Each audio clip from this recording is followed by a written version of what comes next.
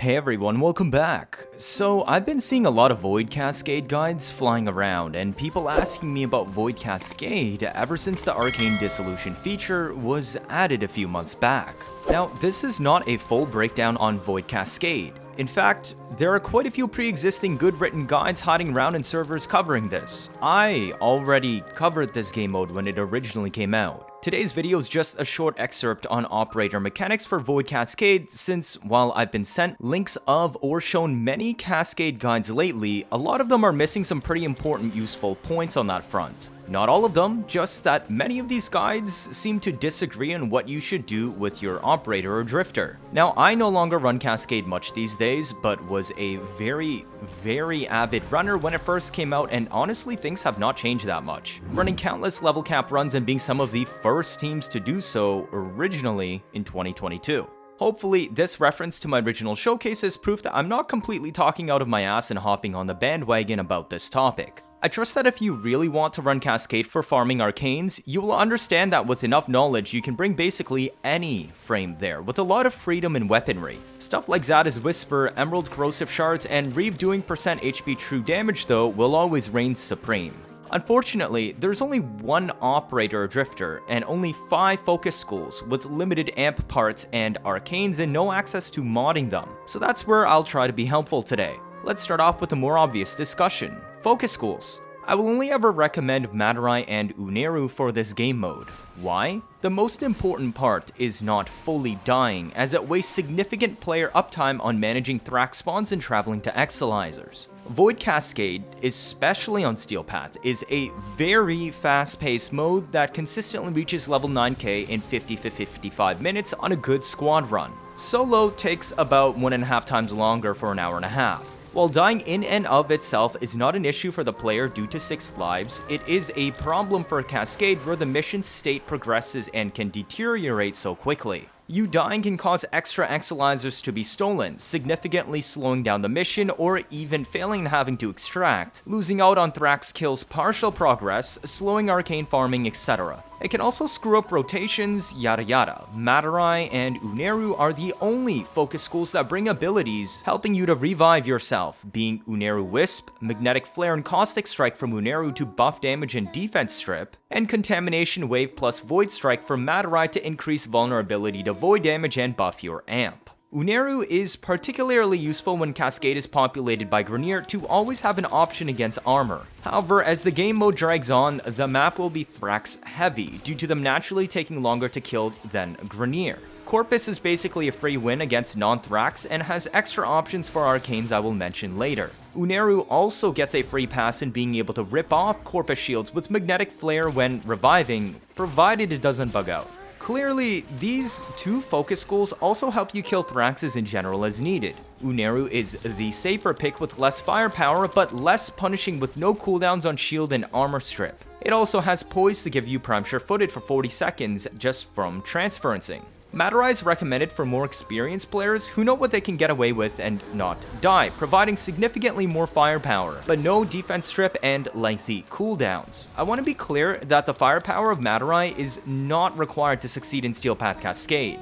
If you're less experienced on the team, there should always be at least one person on Unairu because it will make reviving teammates and themselves much easier so they can remove Thrax and fodder when people down in choke points.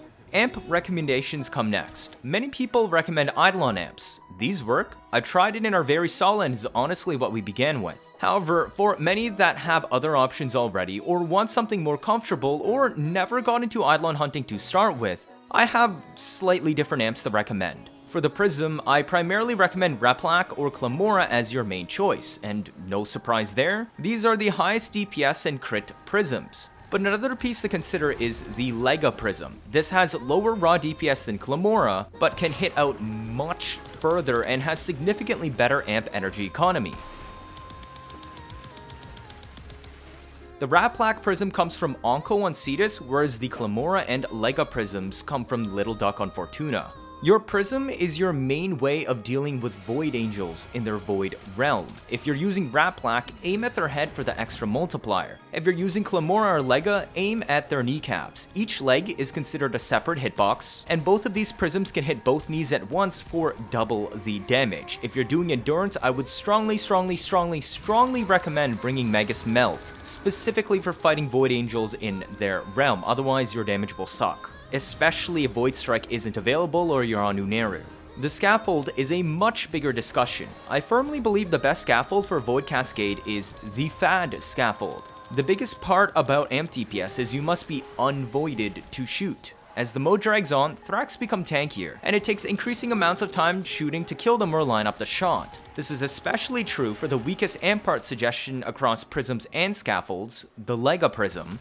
The Fad Scaffold, while having lower DPS than Clamora Prisms and Propa Scaffolds, is a homing bouncing boomerang that can hit multiple targets repeatedly after being shot. Its main benefit is just like Propa, allowing you to hide in Void mode after a single shot while continuing to deal damage. More importantly, the Fad Scaffold can get stuck in Void Bubbles or Bullet Attractors to hit the same enemy multiple times, leading to much higher damage than Propa Explosions. Combining this with the Clamora Lega Prisms, which can be very easily proccing Void on Thrax, allows you to fire and forget a Fad at a massive ball target, if tracking is a problem.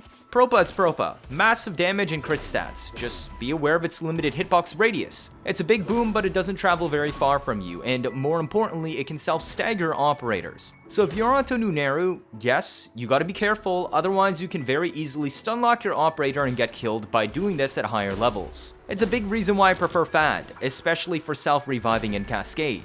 The Brace has two main options. Certus Brace brings the highest crit available, leading to the highest damage possible. The same reason why it's used for Eidolons. However, the 6th brace, the Plaga Brace, is also an extremely strong option for the much shorter recharge delay on amp energy, which can be useful when trying to kill multiple Thraxes. I would say only consider taking Plaga if you know you already have enough damage, and this pairs best with burner prisms with high damage setups like a Clamora with Eternal Onslaught, which already has more than enough DPS, so you don't actually need the Certus Brace for more crits. Let's talk about Amp Arcanes next.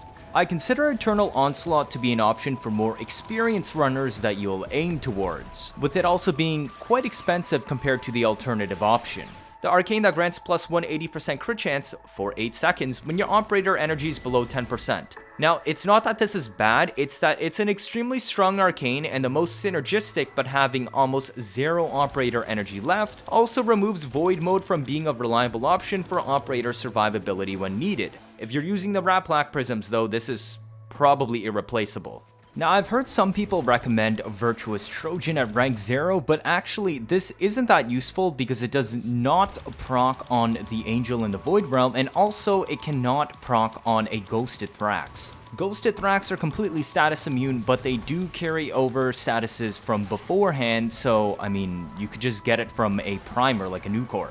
Popular primers like Epitaph are not recommended because the Force Cold procs also massively slow the invulnerable Ghost Transformation animation, and of course cannot be brought into the Void Realm fight. This means your best general CC pistol can no longer be the perfect solution to everything. Your other arcane I recommend being either Virtuous Strike if that's all you got in our old school, or better, Eternal Eradicate for a consistent plus 60% amp damage. Now, this second arcane slot can only be unlocked by using an arcane adapter acquired from the Zeramin Syndicate, so if you haven't gone around to doing that yet and you want to farm arcanes from Void Cascade, well, Void Cascade is also from Zeramin, so I'd say get to it, grab this, it's gonna make your life so much easier. Both are easy to activate, since Strike activates by just shooting and Eradicate activates upon operator ability cast, which you will be doing since both Unairu and Madurai have desirable debuffing abilities. Other viable backup options include Virtuous Shadow if you're old school, or Eternal Logistics if you're on Unairu Clamora, which burns amp energy super quick but doesn't have the kind of buffs Madurai can bring.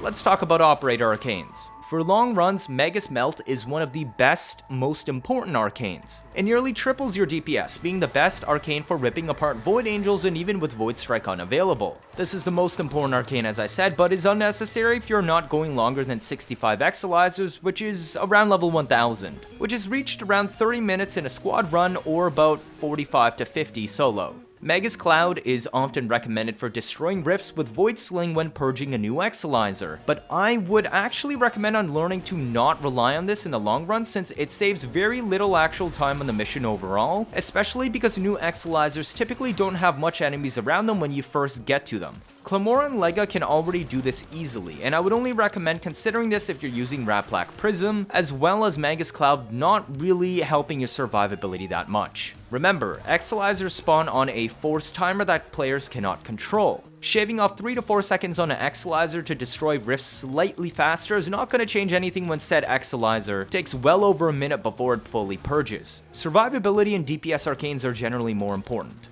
Magus Lockdown is still quite useful for dealing with problematic enemies and acolytes, even if it no longer works against overguarded or ghosted Thrax. It's also useful for stalling normal trash fodder when trying to focus the Thrax, since the tethers prioritize lower ranked enemies first. Alternatively, Magus Overload completely destroys Corpus units, dealing % HP electric damage in a massive AoE. This works extremely well with Unairu's Magnetic Flare field debuff.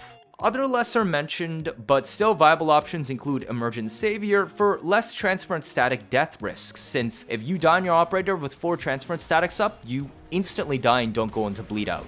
Emergence Dissipate for energy needs, which on a good frame build this really shouldn't be necessary. And Magus Elevate and Repair for chip damage, which does not apply for level cap runs unless you're running combat discipline setups. Now, Magus Firewall is not recommended because there is no cooldown per hit you take on stripping particles off you. Basically, imagine it as pre-buff Mesmer Skin with max 6 stacks, but it only gives damage reduction instead of damage immunity. And that's it. Hopefully this insight into Operator and Drifter setups for Void Cascade has proven useful. I wish you all many an arcane farm if that's what you started watching all of these Void Cascade guides for. It's about 50 arcanes an hour when done right, agreeably the best arcane farm in the game. Bonus points for being an actually active and also challenging game mode. If you want full guides and breakdowns on Void Cascade setups, I suggest you start looking around deeper, as there are many runners that have been grinding away at this game mode for well over a year consistently and have very well written guides. It shares similar mission structure to Scarlet Spear and Orphix Venom, meaning there is also much deeper tech on spawn manipulation of Exilizers to optimize rotations, how to assign roles in teams, and further loadout discussion. Cheers! If this is your first time watching, feel free to leave a like or better yet subscribe. Let me know your thoughts down in the comments. 79.5% of you are not subscribed. I'm trying my best to get you new information out always as soon as possible. Like I've done with the Whispers and the Wall updates. Stick around if you want to see interesting memes and builds on a nearly daily basis. You don't want to miss out on any of that, do you? And that'll be it for this video. Thank you all for watching and see you all next time.